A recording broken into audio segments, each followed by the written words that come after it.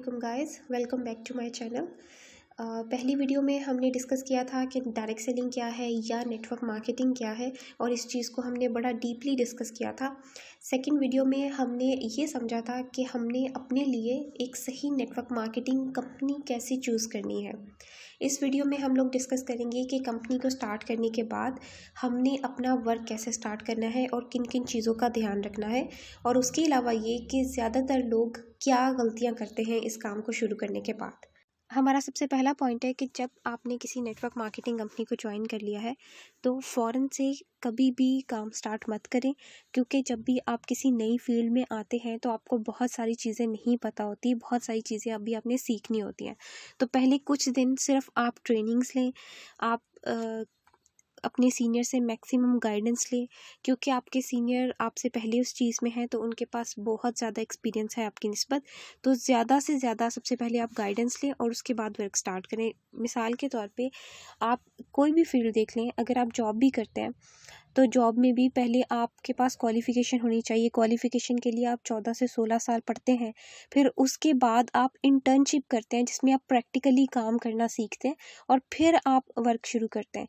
और अगर आप कोई बिज़नेस भी करते हैं उस सूरत में भी पहले आप किसी शॉप या जिस रिलेटेड भी आपने बिज़नेस करना होता है वहाँ पे काम करके एक्सपीरियंस लेते हैं, प्रैक्टिकली चीज़ को समझते हैं, फिर अपना बिज़नेस शुरू करते हैं। तो बिल्कुल उसी तरीके से यहाँ पर भी जॉइनिंग के बाद प्रैक्टिकली काम शुरू करने से पहले आपने मैक्सिमम नॉलेज लेनी है, जितनी भी आप ले सकते हैं। हमारा सेकंड पॉइंट है कि जब भी आप किसी भी बंदे से बात करने का सोचते हैं, चाहे वो कोई भी है, आप अपने आप को उसकी जगह पे रख के देखें। आप सोचें कि उसके माइंड में क्या क्या सवाल आ सकते हैं, क्या क्या पॉसिबल चीज़ें हैं जो वो आपसे पूछ सकता है, और आपके पास पहले उन सब चीज़ों के जवाब होने चाहिए ताकि आप उसको तसल्ली बख्श जवाब दे सको। ठीक है, क्योंकि क्लाइंट ने आपको देखना होता है, वो उस कंपनी को नहीं जानता जिसको आप रिप्रेजेंट कर रहे हो, लेकिन वो आपसे बात कर रहा है, तो वो आपको देख के उस कंपनी को जज करेगा। अगर आपके माइंड में हर क्वेश्चन क्लियर है तो आप बिना घबराए, बिना किसी भी हेसिटेशन के उसके हर सवाल का जवाब दोगे, तो डेफिनेटली वो भी सोचेगा कि ये पर्सन इस कंपनी पे फुल कॉन्फिडेंट है, तो ज़ाहिर सी बात है इसमें कुछ ऐसी बात है। तो जो भी क्लाइंट होता है जिससे आप बात कर रहे होते हो, वो आपकी कॉन्फिडेंस को देख के आपको और आपकी कंपनी को जज करता है। अब मिसाल के तौर पे हम लोग शॉप पे जाते हैं, शॉप से हम कई चीज़ें ख़रीदते हैं, तो शॉपकीपर जितना ज़्यादा हमें कॉन्फिडेंटली अपनी प्रोडक्ट्स के बारे में बताता है, हम उतना ज़्यादा उस प्रोडक्ट पे बिलीव करते हैं और उतनी ज़्यादा चांसेस होते हैं हमारे परचेजिंग करने के। तो बिल्कुल उसी तरीके से ये भी बिज़नेस है। आप ये बात समझें कि जितना ज़्यादा आप में कॉन्फिडेंस होगा, जितनी ज़्यादा आप में नॉलेज होगी, आप अपने क्लाइंट के हर सवाल का सही से और तसल्ली बख्श जवाब दोगे, तो उतनी जल्दी वो कन्विंस होगा इस बिज़नेस को करने के लिए।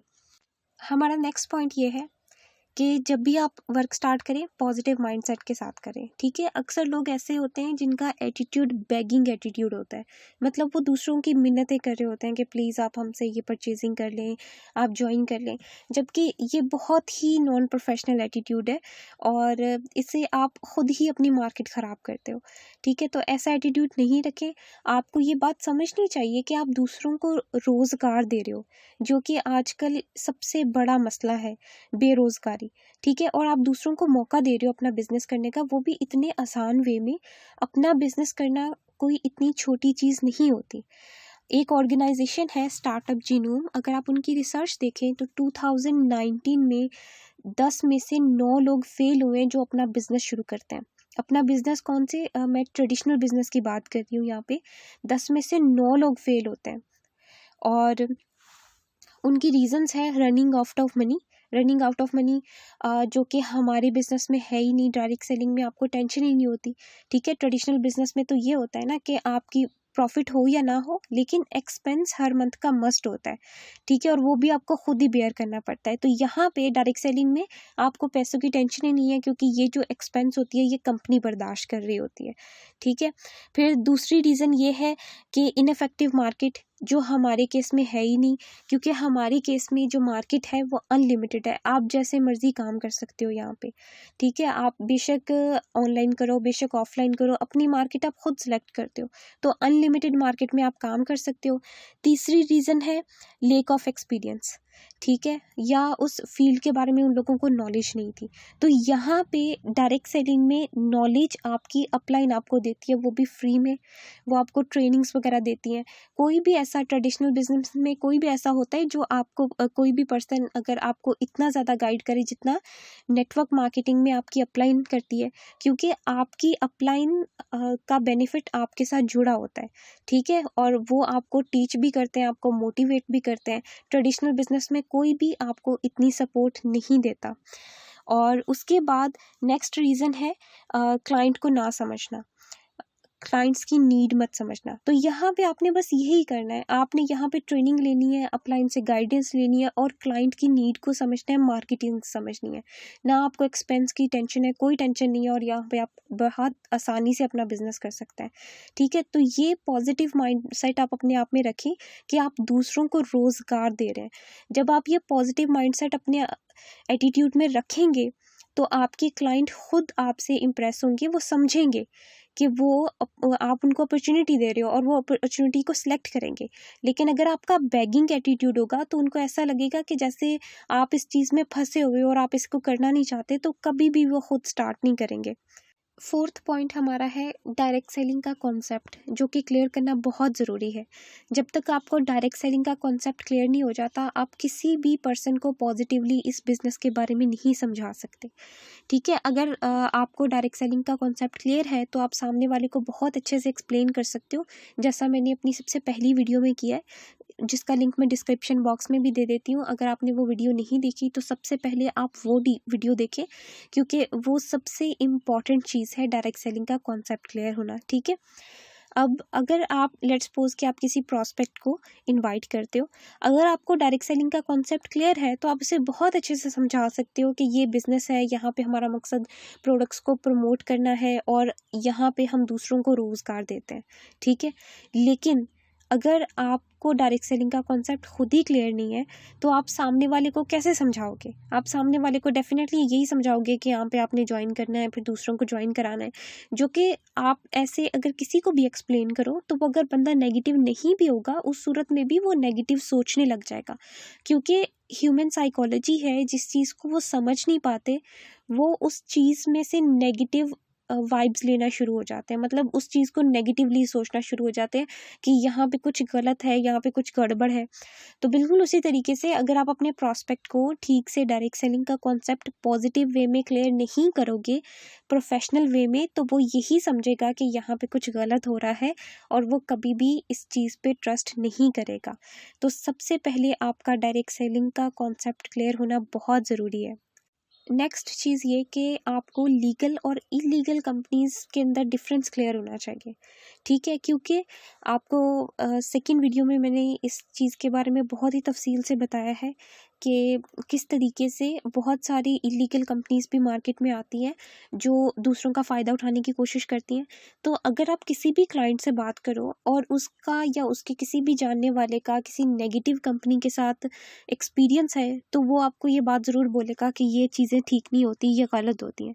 तो उस सूरत में आपके पास फ़ौरन से उसका जवाब होना चाहिए, ताकि आप कॉन्फिडेंटली उसको बहुत ही पॉजिटिव मैनर में समझा सको कि लीगल और इलीगल कंपनीज़ में क्या फ़र्क होता है।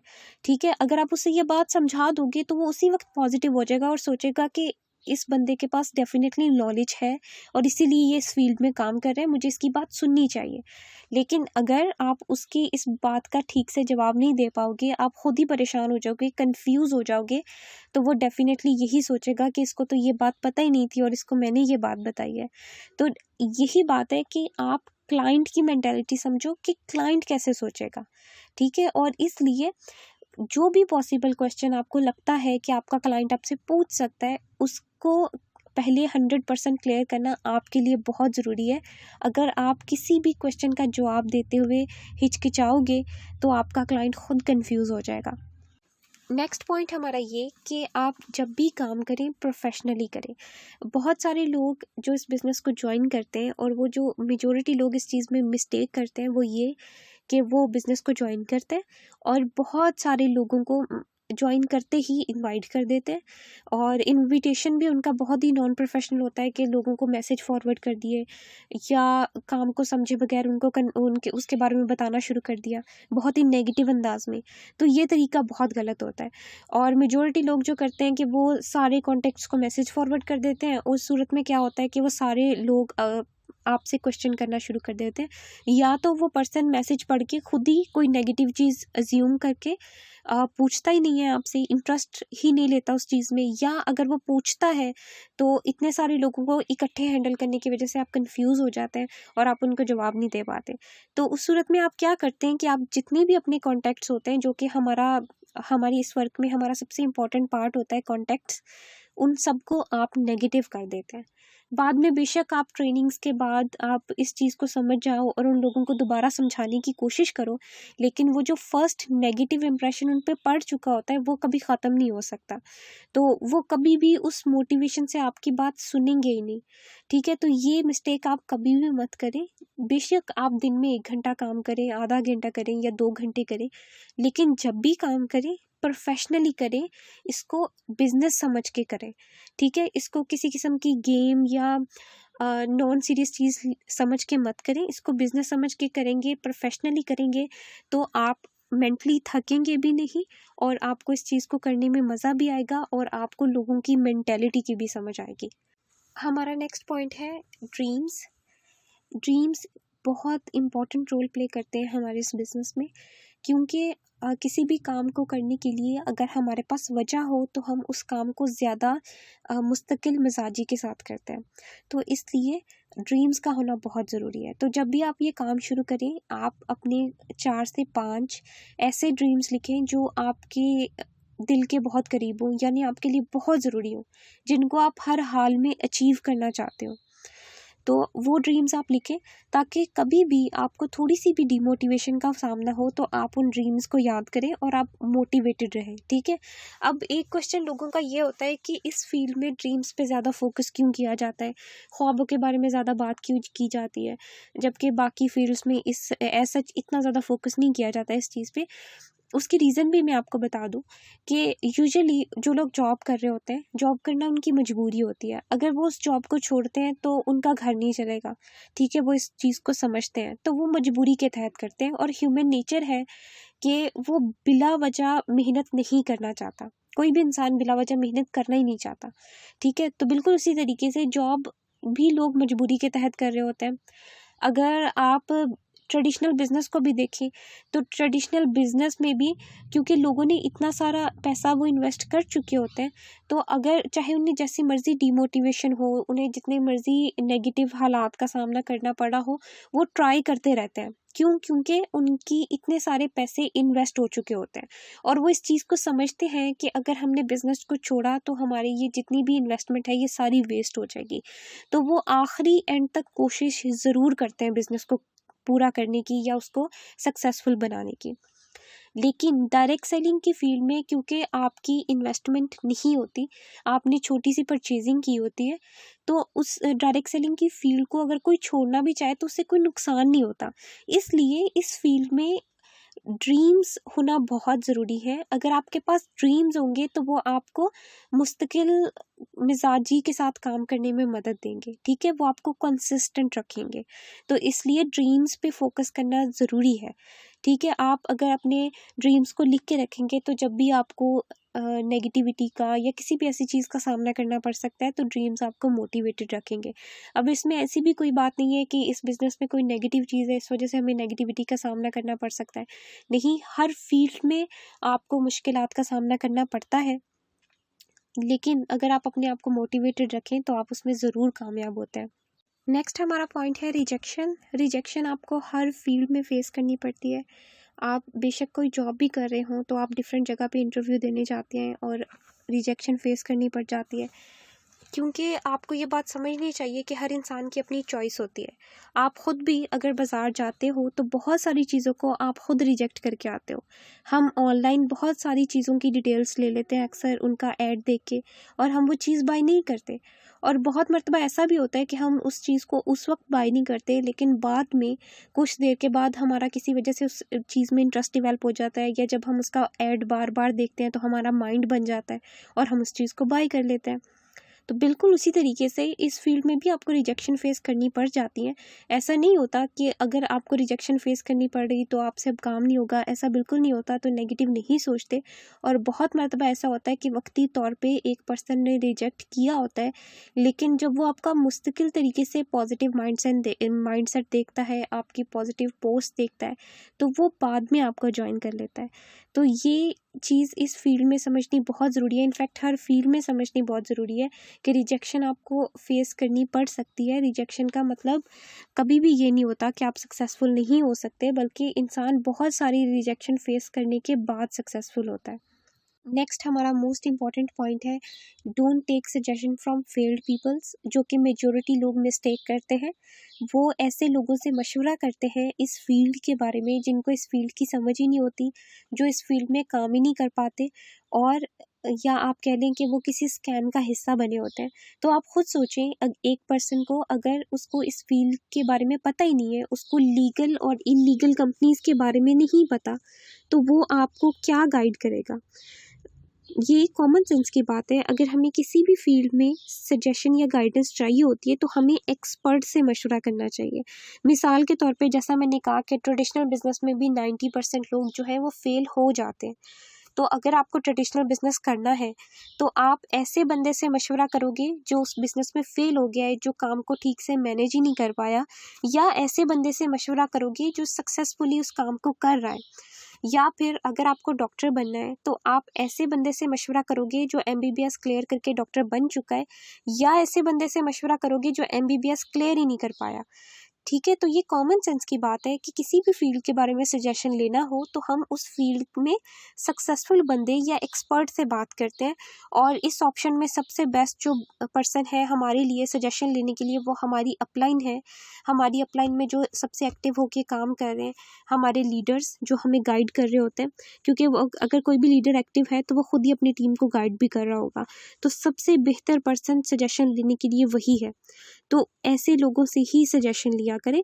अगर आप किसी भी नेगेटिव बंदे से सजेशन लोगे, कोई भी बंदा अगर लापरवाह है या उसने मिस्टेक्स की हैं, तो ये ह्यूमन नेचर है कि कोई भी अपनी मिस्टेक नहीं मानता, वो अपनी गलती दूसरों पे ही डालता है। तो डेफिनेटली अगर कोई बंदा एक काम नहीं कर पाया तो वो कभी भी ये नहीं कहेगा कि मेरी गलती थी, वो कोई ना कोई एक्सक्यूजेस बना के बात को टालेगा ही।